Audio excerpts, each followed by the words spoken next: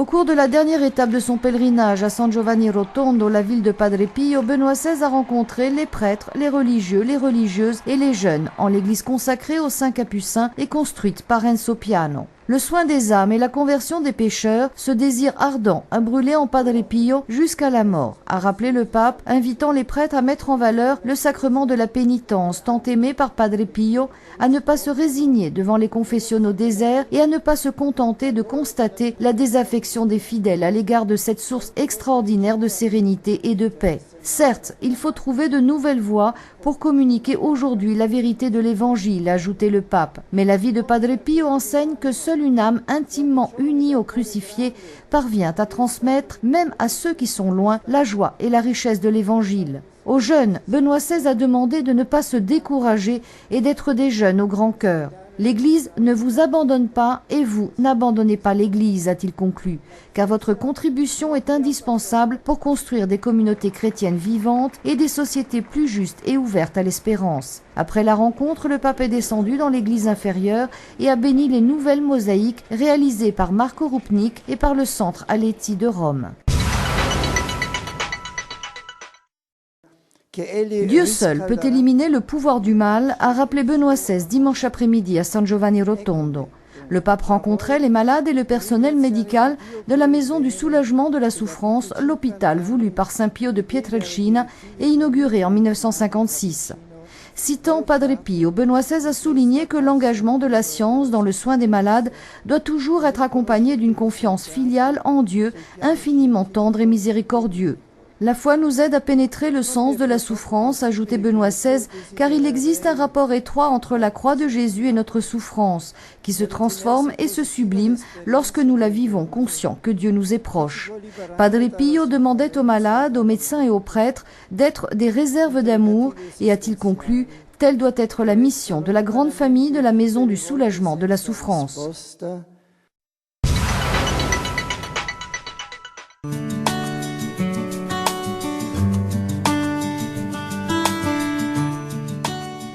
Dimanche dernier, 21 juin, des milliers de fidèles se sont rassemblés dans la matinée au Cerro de Los Angeles, le centre géographique de l'Espagne, pour participer à une émouvante cérémonie pendant laquelle le pays a renouvelé sa consécration au Sacré-Cœur de Jésus à l'occasion du 90e anniversaire de la première consécration en ce même lieu par le roi Alphonse XIII. La messe était présidée par l'archevêque de Madrid, le cardinal Antonio Maria Rouco Varela, en présence du cardinal Antonio Canizares, préfet de la Congrégation pour le culte divin et la discipline des sacrements, venu de Rome pour la circonstance et chaleureusement accueilli par les fidèles la veille de la consécration. 30 évêques espagnols, 20 vicaires et plus de 250 prêtres ont participé à la cérémonie. À l'homélie, le cardinal Rouco Varela a souligné que l'Espagne a aujourd'hui besoin de pardon, de réconciliation et de paix et s'est demandé s'il était possible d'obtenir ces biens en oubliant le Christ. La question, a-t-il affirmé, se fait encore plus dramatique si l'on pense à ce qui est fait à une nation qui s'est toujours distinguée par sa fidélité à la foi catholique.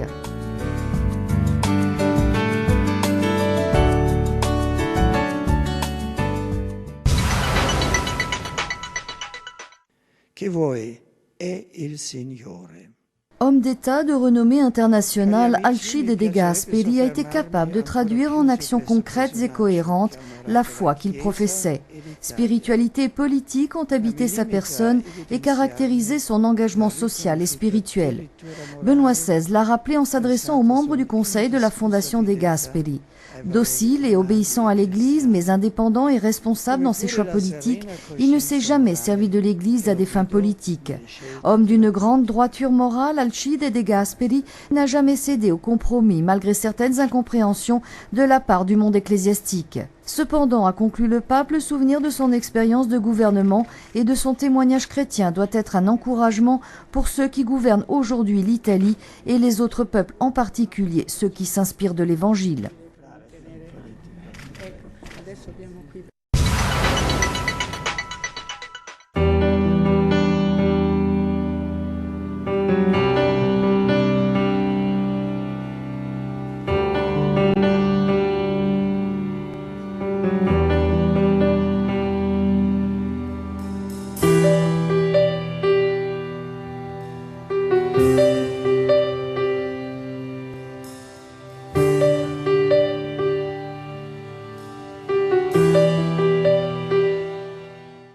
musée capitolin à Rome accueille l'une des plus belles expositions jamais consacrées au bienheureux Fra Angelico. Une superbe exposition de retables, prédelles et triptyques que les visiteurs peuvent admirer jusqu'au 5 juillet.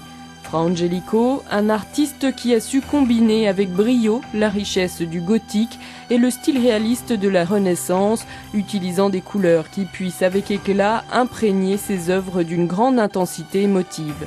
Fra Angelico, l'aube de la Renaissance, est le nom de cette exposition où se distinguent des œuvres comme les stigmates de Saint François et le martyre de Saint Pierre, l'Annonciation de Dresde, le précieux fragment avec Saint Jean-Baptiste de Leipzig et le compartiment du retable d'Annalena, aujourd'hui à Zurich. Pratiquement inédite, l'Imago Pietatis sur parchemin d'une collection privée de Turin et 2 panneaux latéraux d'un triptyque avec les bienheureux et les damnés. Béatifié par Jean-Paul II en 1984 et proclamé saint patron des artistes, Fra Angelico a su concilier sa vie d'artiste et sa condition de frère dominicain, son œuvre picturale et sa réputation de sainteté, lui valant le surnom d'Angelico par ses contemporains.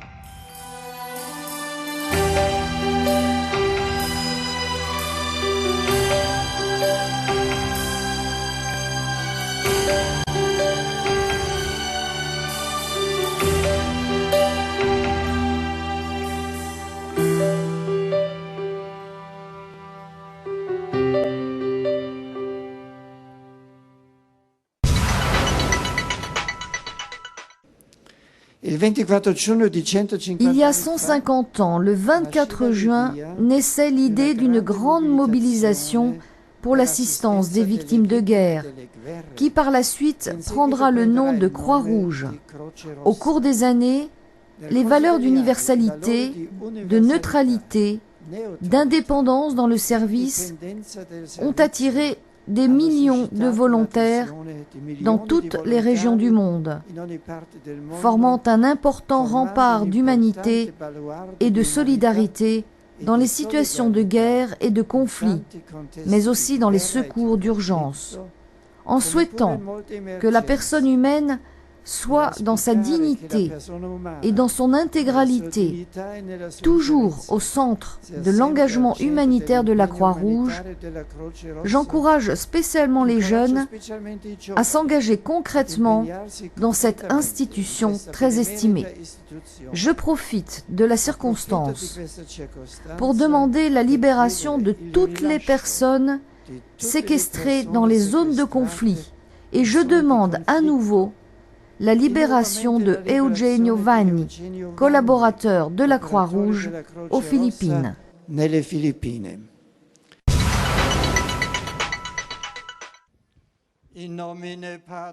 L'année sacerdotale a été au centre de la catéchèse de Benoît XVI à l'audience générale d'aujourd'hui. L'objectif de cette année sacerdotale, a dit le pape, est de favoriser la marche de chaque prêtre vers la perfection spirituelle dont dépend surtout l'efficacité de son ministère et d'aider les prêtres et avec eux tout le peuple de Dieu à redécouvrir et à raviver la conscience du don extraordinaire et indispensable de la grâce que le ministère ordonné représente pour celui qui le reçoit, pour toute l'Église et pour le monde qui, sans la présence réelle du Christ, serait perdu.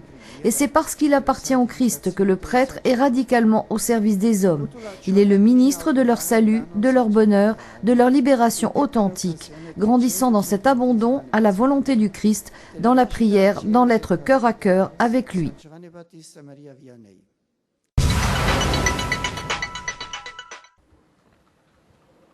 Je salue cordialement la délégation conduite par la sous-secrétaire de l'ONU et représentante spéciale pour les enfants en situation de conflit armé, en vous exprimant ainsi qu'à ceux qui vous accompagnent ma vive appréciation pour l'engagement en faveur de la défense des enfants victimes de la violence et des armes. Je pense à tous les enfants du monde, en particulier à ceux qui sont exposés à la peur, à l'abandon, à la faim, aux abus, à la maladie, à la mort. Le pape est à leur côté et prie constamment pour eux.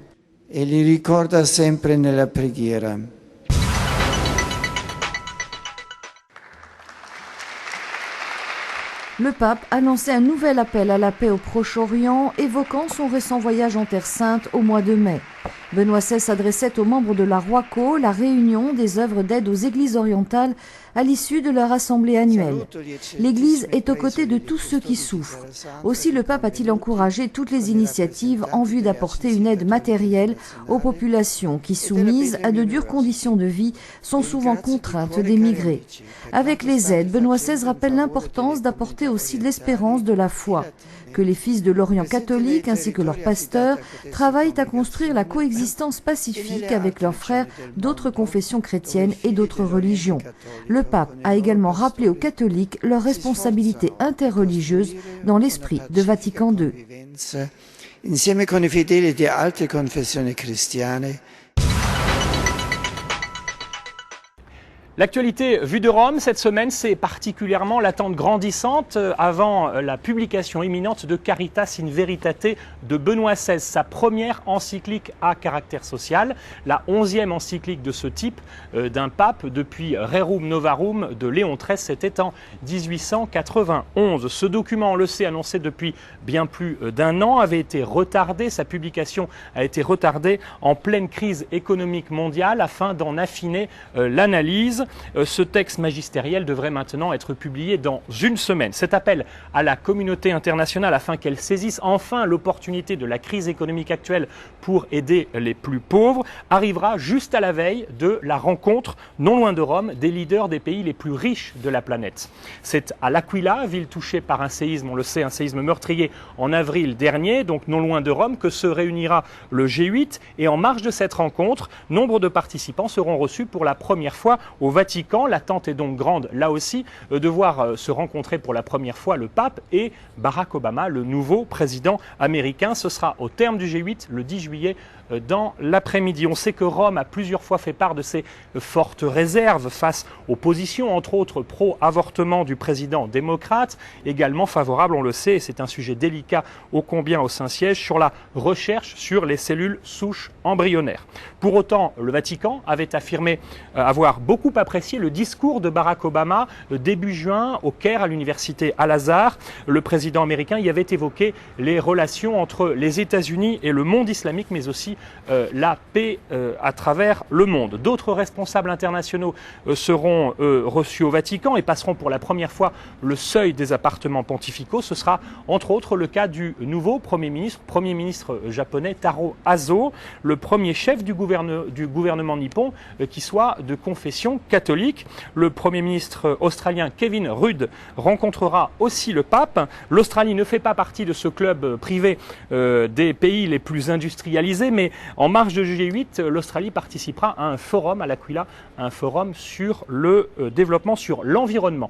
L'environnement d'ailleurs qui est l'un des grands thèmes que devrait aussi aborder cette toute prochaine encyclique de Benoît XVI. Je vous souhaite une excellente suite des programmes sur KTO.